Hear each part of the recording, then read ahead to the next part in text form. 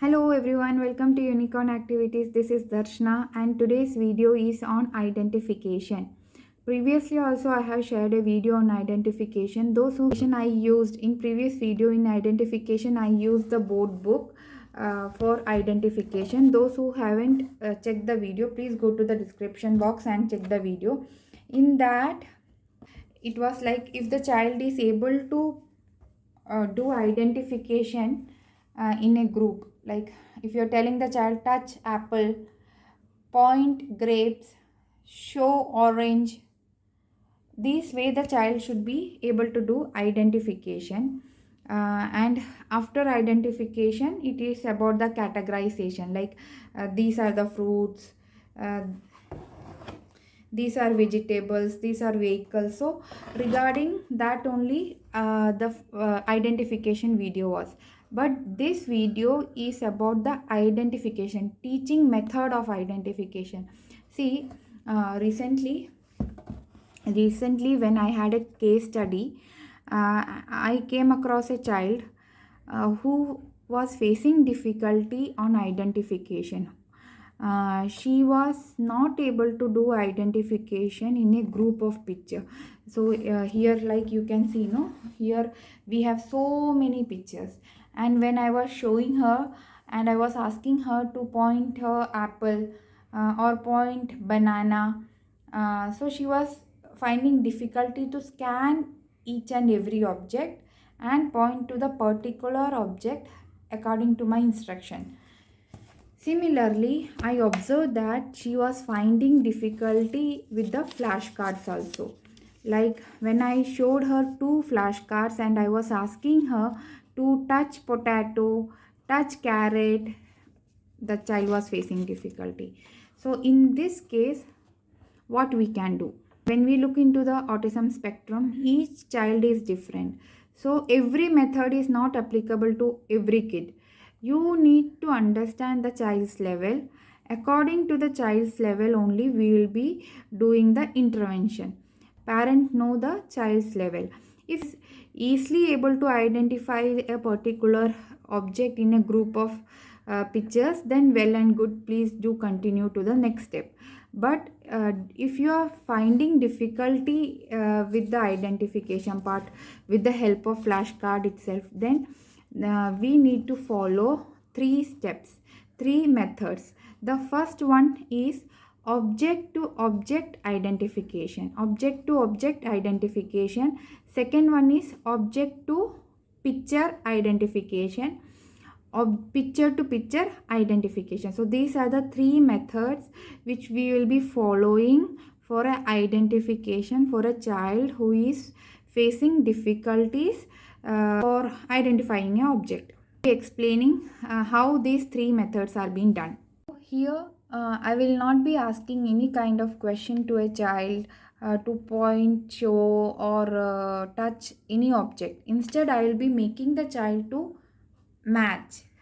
So this is tomato, it is a tomato, match tomato. Child should be able to match object to object. It is potato, potato, match. It is onion, onion, match. This is object to object identification. We will not be initial stage, we will not be asking any questions. Just give object from around your house and make the child to match it. Now as you can see, we have taken two objects, onion, tomato. Give tomato to child and tell the child to match tomato, match tomato, match tomato, tomato. If you are feeling that your child is facing difficulty in matching, then hold your child's hand and make the child to match the object. Second step is, first step was object to object matching. Object should be anything around the house. You can take two scissors, you can take two plate, you can take two spoon, you can take two bottles, anything you can take up, but the child should have two objects and you should make the child to match it. We are not asking any kind of question, just we will be using the name scissor, scissor, match. Bottle, match. So you will be just making the child to match it. Second step is object to picture. So why this step is important means I have come across many kids who find difficulty in relating with picture and real object. Like if the child is able to identify potato, but the child is not aware that the potato in the house is also same.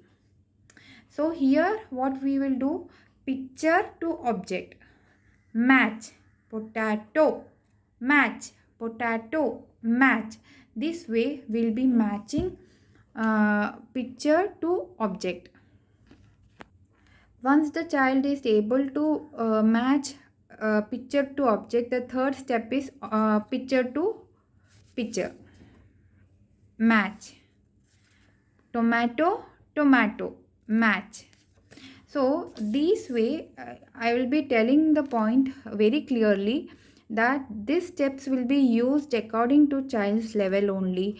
These steps are not needed for a child who could do identification in a flashcard, or the child who can do identification in a group of pictures. But some kids, like when we look into autism spectrum, every kid is not same. The child will be facing issues with the generalization concept, but some child will be facing difficulties with picture talking, identification. So according to child's level, what are the areas the child is facing difficulty, according to that identification should be done. Picture, when we do this kind of activity, the child will be very well able to do shadow matching, pattern following, pattern matching. So any kind of cognitive related activities we can use. Which I want to share was with Vaishnav in a very early stages when I was working with him on identification in this kind of board book. It was very difficult for him to do identification. So instead of using the board book initially, I made a spiral binding books, spiral binding laminated books which we can use just for the matching activity.